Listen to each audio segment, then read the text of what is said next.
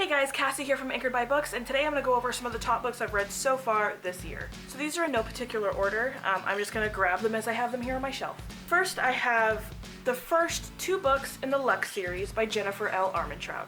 This is about a girl named Katie who moves into this really small town, and she finds out the really cute boy next door and his twin sister are aliens. And it is so good.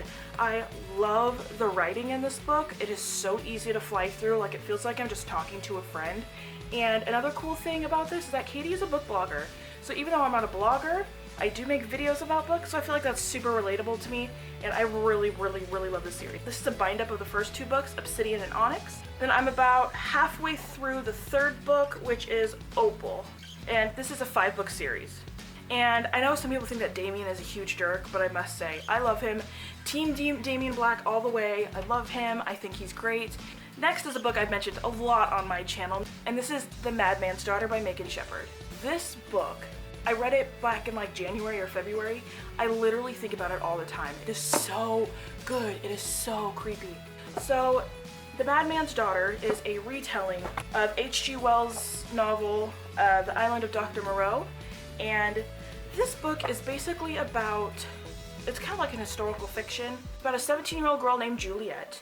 Her father was a doctor of some sort, like a scientist, and he just up and left. There was a big scandal, and he just up and left. She thought that he was dead. He was accused of doing some really gruesome experiments, but no one could really prove it. And then she finds out where her father is hiding, and all the super creepy things he's been doing, and there's Montgomery, and there's a part in this book where I was like, really? Really, Montgomery? Why did you do that? I don't understand. Why did you do that? Just...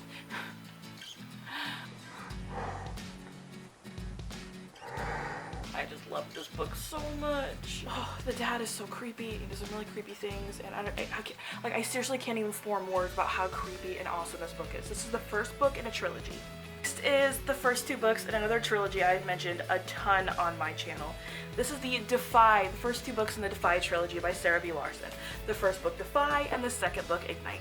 First off, could we just like look at these covers? I know I have one in paperback and one in hardback.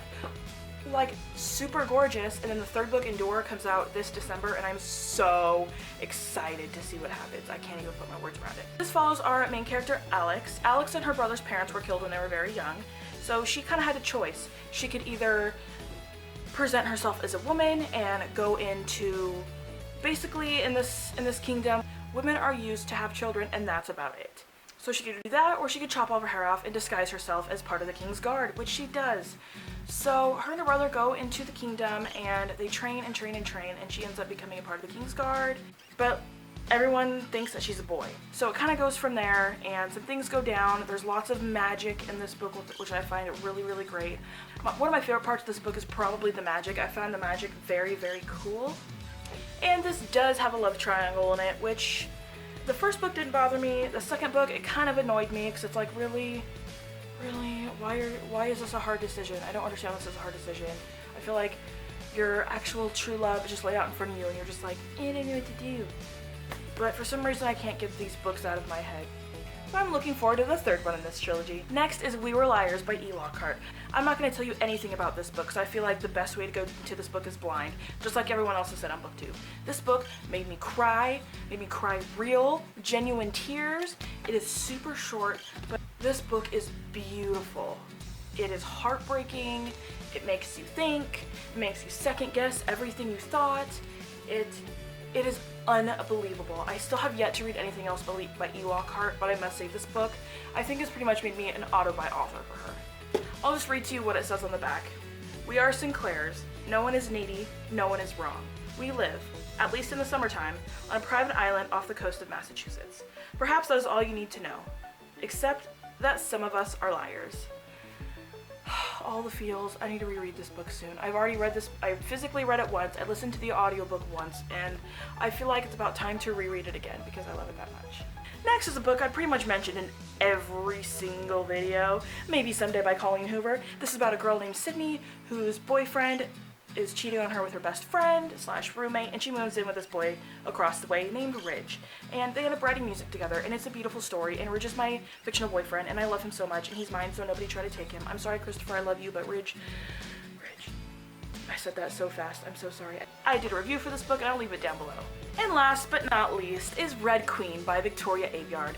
In this world, there are two types of people. There are the red bloods and there are the silver bloods. The red bloods are kind of the peasants, the poor people of the world. Silver bloods have magic, they can do magic, and red bloods cannot. But Mare is a red blood and she finds that she has some special abilities. This book has a twist at the end and I was like, what?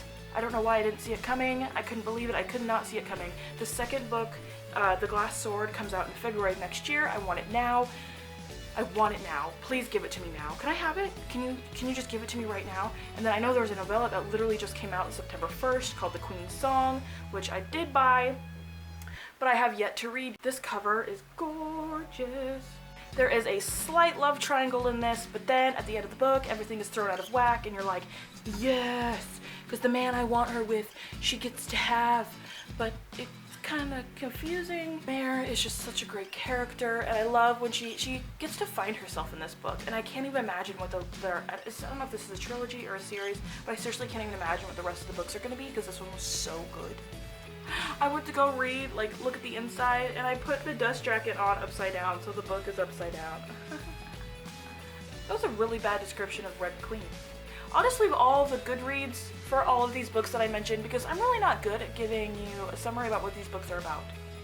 Sorry about that. I don't know if you guys noticed, but I am in my new filming space now. I have all my bookshelves up. They're beautiful, and I don't know, maybe I'll do a bookshelf tour at some point. I'm not quite sure yet. Maybe at the beginning of the year or something, I don't know. If you guys want to know any more about any of these books, I'll make sure to leave the Goodreads down below. I will also leave all of my links down below. If you guys like this video, make sure to give it a thumbs up, and I'll see you guys next time. Bye!